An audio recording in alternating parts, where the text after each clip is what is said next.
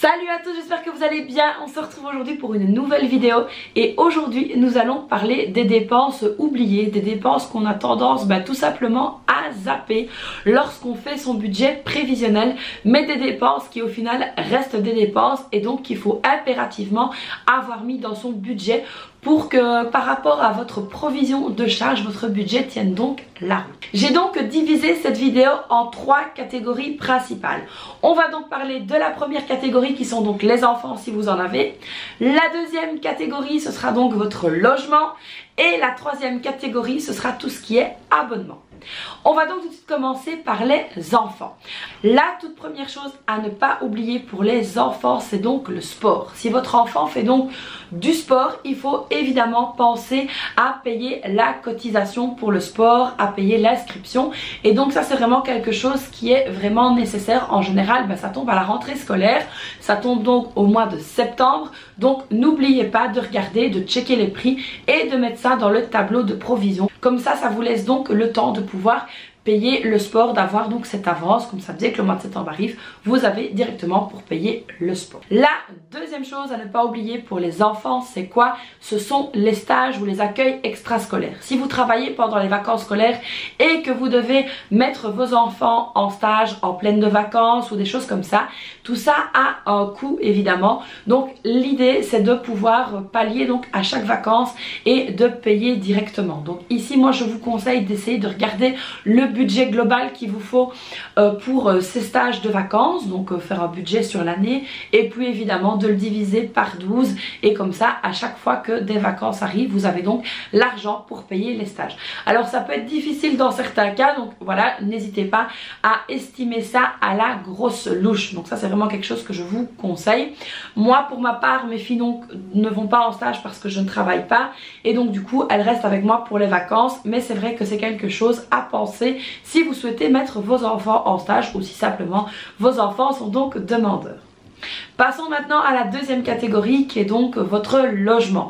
Alors que ce soit une maison ou un appartement, si vous êtes propriétaire, il y a donc des dépenses importantes et surtout à ne pas oublier. Par exemple, la taxe foncière ou le précompte immobilier, c'est vraiment quelque chose d'hyper important à devoir payer lorsque vous êtes propriétaire. Donc d'une année à l'autre, en général, ça ne change pas beaucoup. Donc essayez de bien avoir ce montant en tête et de le répartir par mois, comme ça c'est beaucoup plus facile à payer. Ensuite la deuxième chose, et ça que vous soyez propriétaire ou locataire, il faut le payer, c'est donc la taxe des poubelles. Alors je sais que c'est vraiment hyper embêtant de devoir payer ce genre de taxe, mais voilà, il faut la payer. Donc du coup, essayez évidemment avec la provision de charge donc de diviser ce montant par 12 et de le mettre par mois. Ça vous évitera d'avoir des soucis si vous avez oublié de la payer, parce qu'en général ce sont quand même des factures qui sont assez conséquentes, une centaine d'euros en règle générale, et donc du coup c'est vrai que c'est plus facile de payer par mois que de la payer d'un seul coup. Alors si vous êtes donc en appartement, n'oubliez pas de prévoir le budget des charges communes. Alors ça en général ça peut tomber, chez certains ça tombe tous les 3 mois, chez d'autres ça tombe une fois par an. Donc voilà, pareil dans votre provision de charges, n'hésitez pas donc à ne pas oublier ces fameuses charges communes parce que ça peut vraiment s'avérer être un gros coût si vous devez les payer en un seul coup. La troisième chose, la troisième catégorie à ne pas oublier, ce sont les abonnements. C'est quelque chose qu'on a tendance à zapper, surtout des petits abonnements qu'on paye une fois par an, on a tendance à les oublier. Si par exemple vous avez installé dans votre téléphone une application qui est donc à payer sur l'année, ne soyez pas surpris qu'à un moment donné on vienne débiter cette application. Alors pourquoi est-ce que je pense à l'application? Parce que ça m'est arrivé avec une application, j'avais zappé et le montant s'est retiré. Donc voilà, tout simplement l'application était donc payée pour un an et ça s'est repayé. Donc voilà, mauvaise blague, j'ai donc désinstallé l'application, ça s'est renouvelé alors que je ne l'avais pas demandé. Alors j'ai essayé de faire un message au support qui m'a littéralement envoyé à la gare et donc du coup voilà, cette application a donc été payée pour un an et une application qui ne m'intéresse plus du tout. Donc voilà, ça c'est pour le petit topo. Donc n'oubliez pas que voilà, des petits abonnements comme ça voilà, peuvent se débiter d'un seul coup, comme par exemple Amazon Prime. Si vous l'avez, ça se débite aussi en une seule fois. Donc faites bien attention si vous ne voulez pas d'Amazon Prime à l'arrêter au bout de la période d'essai, ou à ne tout simplement pas demander la période d'essai, ou à l'annuler si vous ne souhaitez plus utiliser Amazon Prime.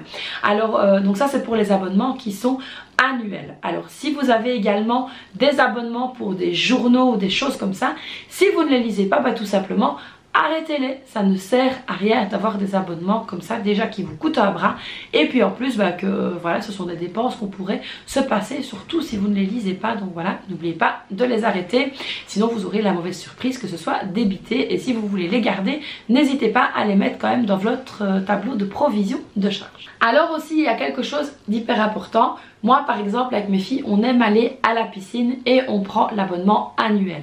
Alors c'est vrai que c'est un petit truc, alors ici je ne l'ai pas refait cette année. Pourquoi? Parce que la piscine où j'ai donc pris l'abonnement annuel il y a déjà 2 ans est en travaux depuis, et donc du coup je n'ai pas renouvelé l'abonnement donc annuel.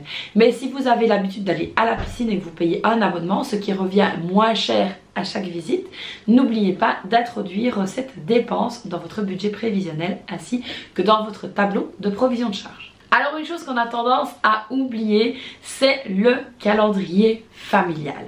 Alors moi c'est vrai que je vous referai une vidéo complète sur un petit peu les outils que j'utilise pour m'organiser. Donc vous avez vu que j'ai le petit organisateur de vie, donc ça qui est vraiment mon agenda perso, mais à la maison on a donc un calendrier familial, alors où on vient renoter en fait quand les filles elles ont cantine, quand elles n'ont pas cantine, quand il y a des congés scolaires, quand il y a des rendez-vous médicaux, quand la famille doit être un petit peu au courant de tout ce qui se passe, on vient le noter dans notre centre de commande familiale qui est donc ce fameux calendrier familial. Mais le calendrier familial, il faut l'acheter, et ça du coup c'est une dépense à ne pas oublier non plus.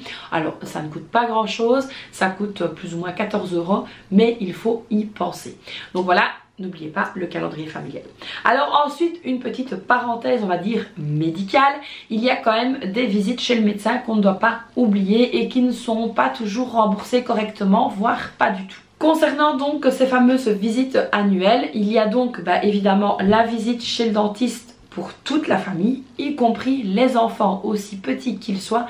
Il est important d'aller chez le dentiste parce que si plus tard ils ont besoin d'un appareil dentaire, on ira voir, enfin la mutuelle ira voir s'il y avait un suivi régulier chez le dentiste. Donc c'est très important, une fois par an, de prendre rendez-vous chez le dentiste pour toute la famille.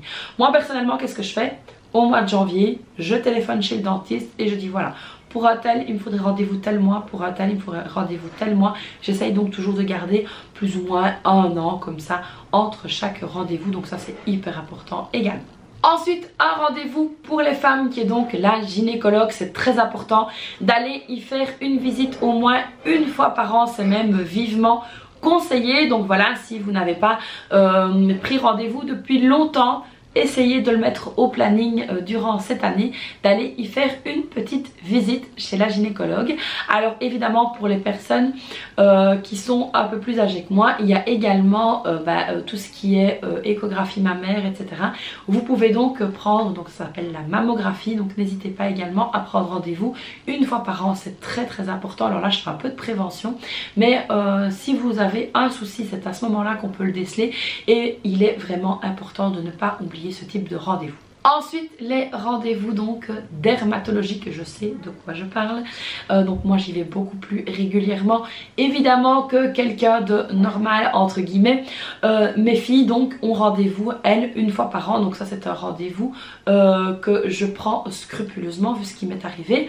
Mon mari lui aussi y va, et moi évidemment j'y vais mais beaucoup plus souvent, donc très important, n'oubliez pas ces fameux rendez-vous donc dentiste, gynécologue, mammographie si vous n'y allez pas, dermatologue. Et alors ce que je fais également, pas pour mes filles mais plus pour mon mari et pour moi, enfin moi j'en ai relativement souvent mais surtout pour mon mari, c'est une prise de sang tous les 6 mois, comme ça on fait donc une prise de sang complète et on voit si tout va bien. Donc voilà, ça c'est hyper important. Donc là on a l'impression que je fais un petit peu de prévention médicale, mais c'est quand même très important de suivre sa santé, parce qu'une santé on n'en a qu'une. Donc voilà, essayez aussi donc d'inclure ces dépenses dans votre budget prévisionnel et dans votre tableau nos de provision des charges.